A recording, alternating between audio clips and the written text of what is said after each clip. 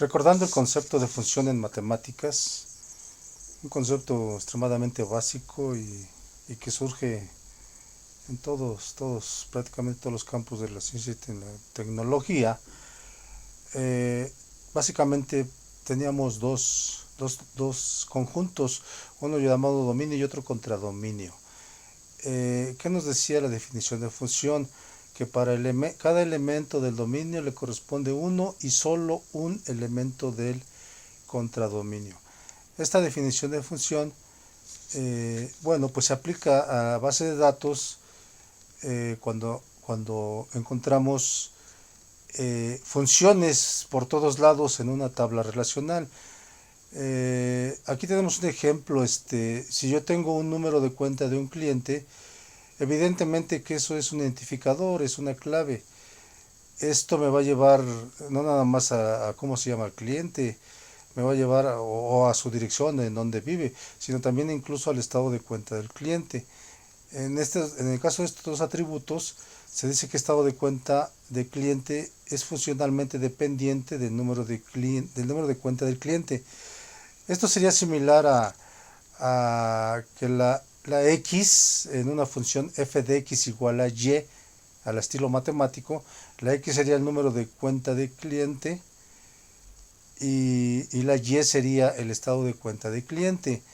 En términos de base de datos, bueno, de base de datos, perdón, se denota por número de cuenta de cliente, flecha, estado de cuenta de cliente.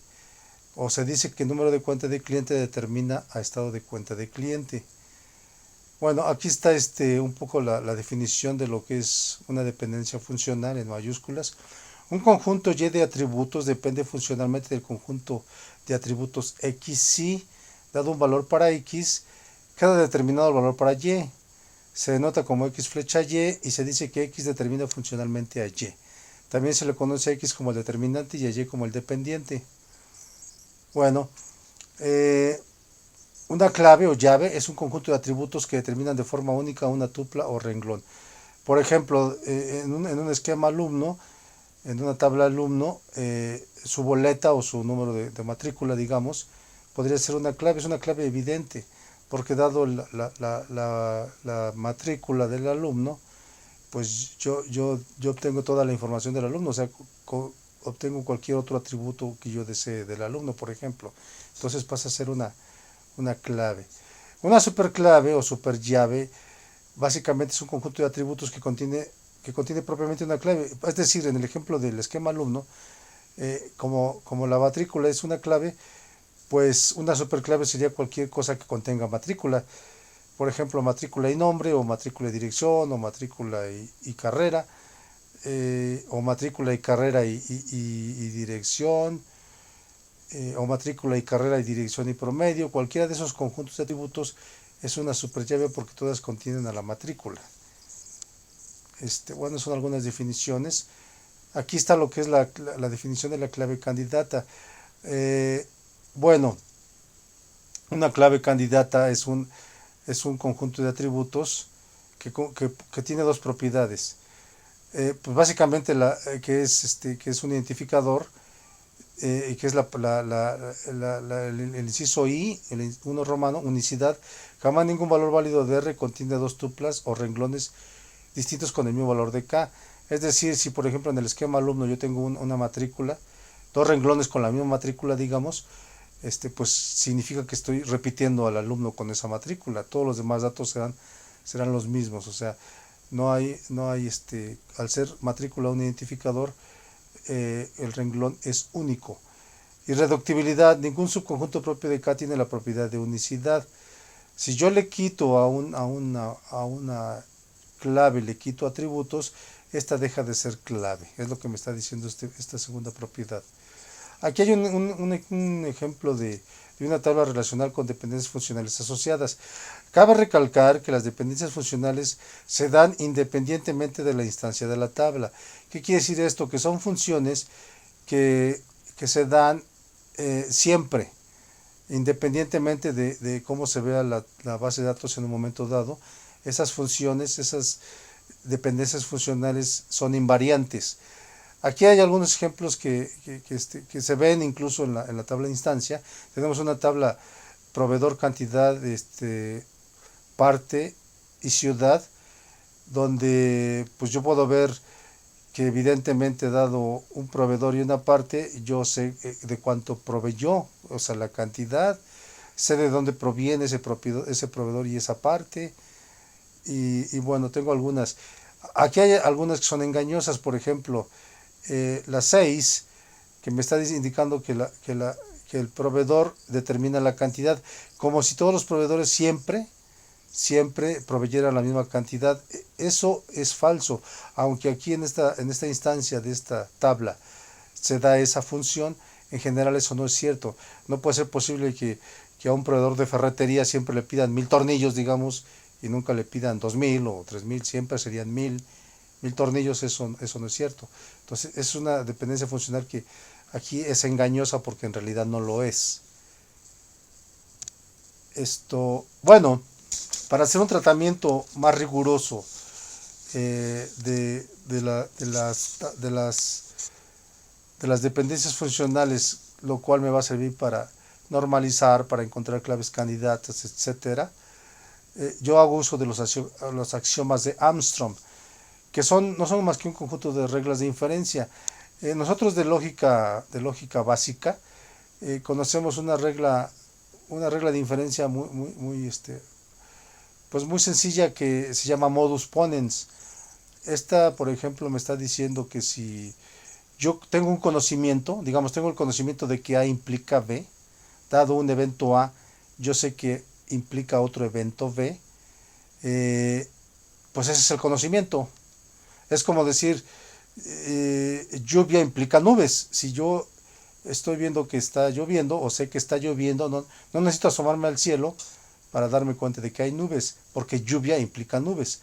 Y bueno, yo tengo entonces el conocimiento de que A implica B. Si alguien me dice que tengo A, yo puedo concluir entonces que tengo B por ese conocimiento de que A implica B. Si alguien me dice que en la ciudad X está lloviendo, yo puedo concluir que en esa ciudad X existen nubes.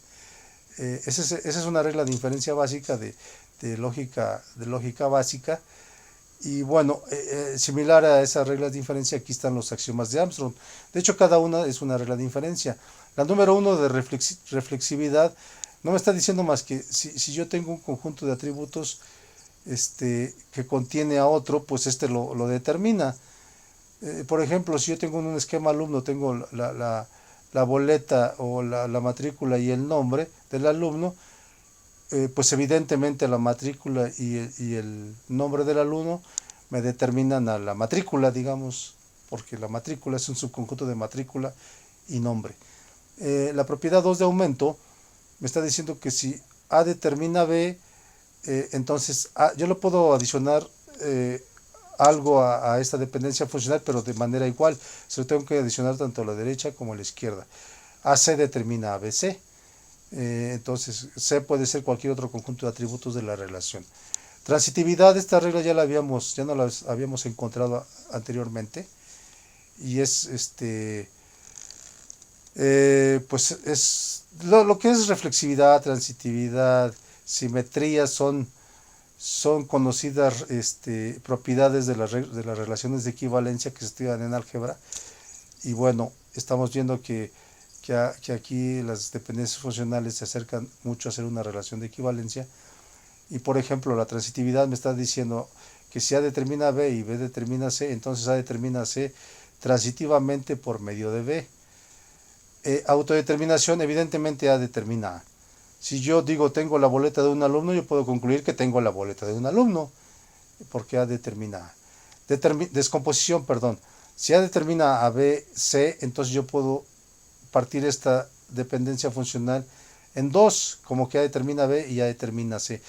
Es importante remarcar aquí en esta propiedad 5 de descomposición que el inverso no es válido. Es decir, si yo tuviera, por ejemplo, que BC determina AA, no es cierto en general que B determina AA y C determina AA. Es un error común que a veces se comete y hay que mencionarlo porque es muy importante. La unión, si A determina B y A determina C, Entonces, es como que la inversa de la descomposición. Yo puedo componer entonces al revés. A determina ABC. La composición. Si yo tengo dos dependencias funcionales, A determina B y C determina D, las puedo componer en una sola. Junto las partes izquierdas y las partes derechas y digo que AC determina a BD. Bueno, la regla de inferencia 8, el axioma 8, no es más que un llamado teorema de unificación general que está un poco críptico, pero este es, de hecho, esta única regla de inferencia o axioma de Armstrong eh, es la base de todas, o sea, de estas se derivan todas. Aunque está un poco críptico, pues esta sería la única regla de inferencias que necesitaríamos para poder eh, deducir todas las demás. A determina B y C determina C, entonces A unión, la diferencia de C menos B determinan a BD. Bueno, al conjunto de todas las dependencias funcionales implicadas por un conjunto dado S de dependencias funcionales se le llama el cierre de S y se denota por S super más. El cierre es un concepto de sistemas operativos, de compiladores, que es muy útil para hacer bueno, de hecho, de teoría de la computación, que es muy útil para hacer algunos tipos o algunas teorías. Y bueno, veremos más adelante que hay algoritmos para calcular cierres de dependencias funcionales y cierres de conjuntos de atributos que serán útiles para el proceso de normalización de una base de datos en general. Aquí tenemos cómo podríamos aplicar los axiomas de Armstrong. Estamos diciendo que los axiomas de Armstrong son reglas de inferencia.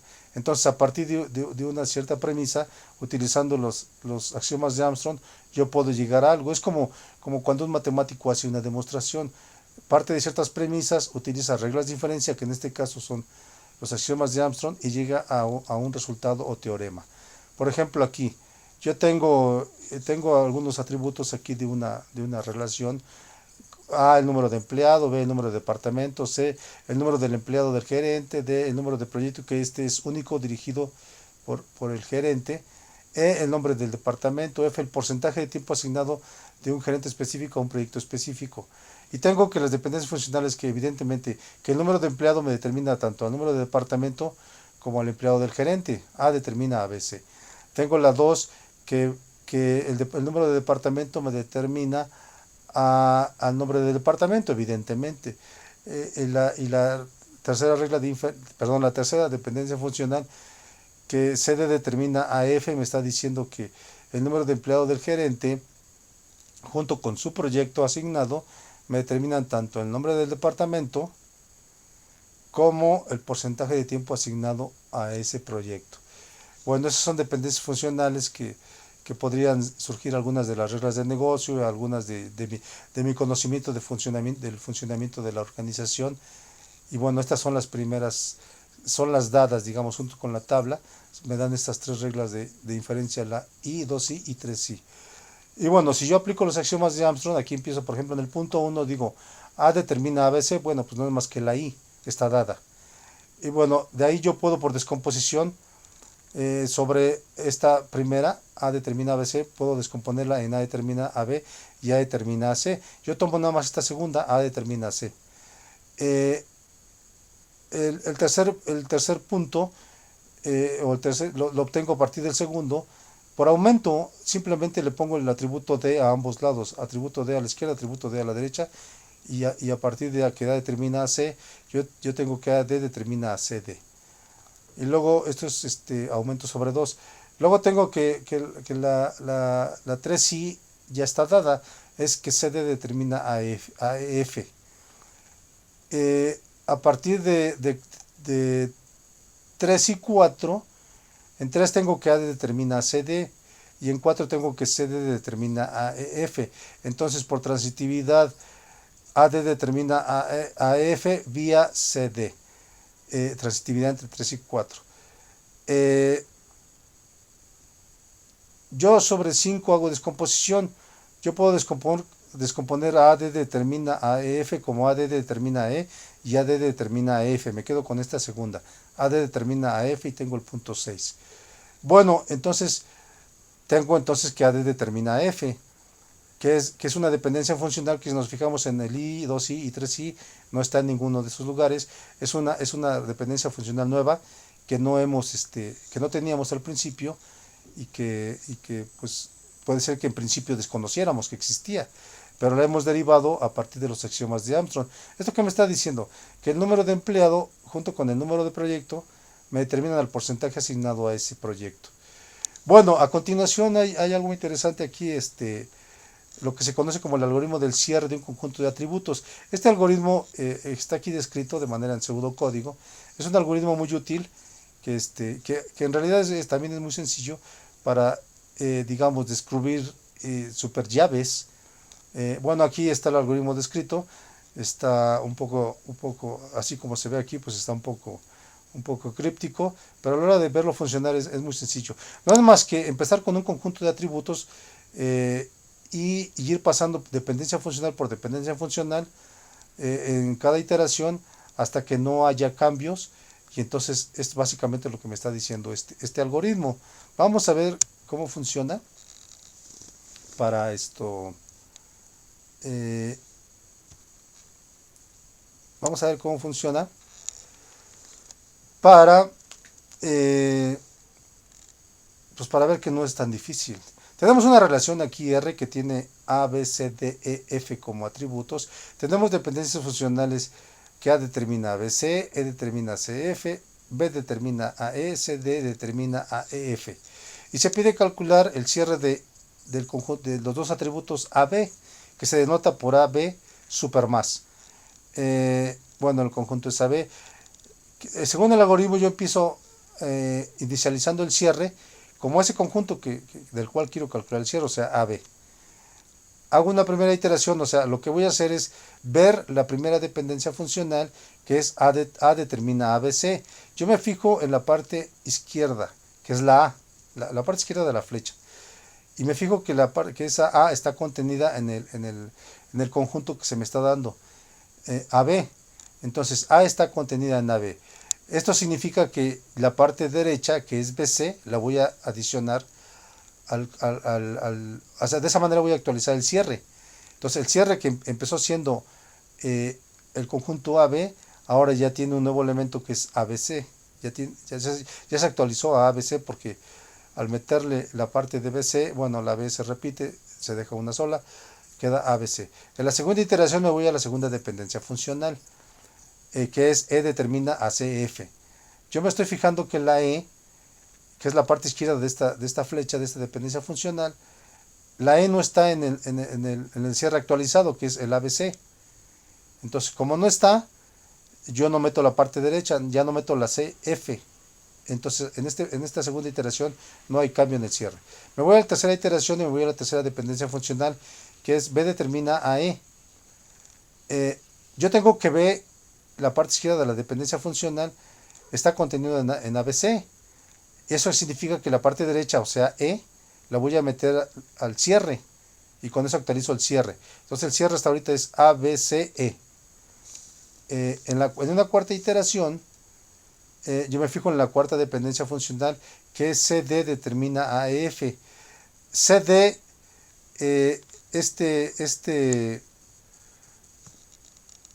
no está contenido en ABCE. La D no está. Aunque la C sí está, la D no está. Entonces CD como conjunto no está contenido en ABCE. Entonces no hay cambio. Me fijo en bueno, ya hice toda una iteración. Voy al siguiente ciclo de iteraciones. Y en las siguientes 4 iteraciones, en la primera iteración no hay cambio. En la segunda iteración, que es la segunda dependencia funcional, E determina CF. Del punto 2 ya había metido la E, entonces como ya había metido la E, tenía yo A, B, C, E, entonces va la F al cierre y se actualiza el cierre como A, B, C, E, F. En la tercera y cuarta iteraciones no hay cambios, y luego yo al volver a repetir sobre todas las dependencias funcionales, ya no hay cambio ahora sí en ninguna iteración. Entonces llego a que el cierre de los atributos AB, que se denota como corchetes AB y con un super más, es el conjunto de atributos A, B, C, E, F. Bueno, hay que darse cuenta como, por ejemplo, este A, B, ese conjunto de atributos A, B, terminó en casi todos los atributos. Aquí lo único que le está faltando es la D. Si estuviera la D,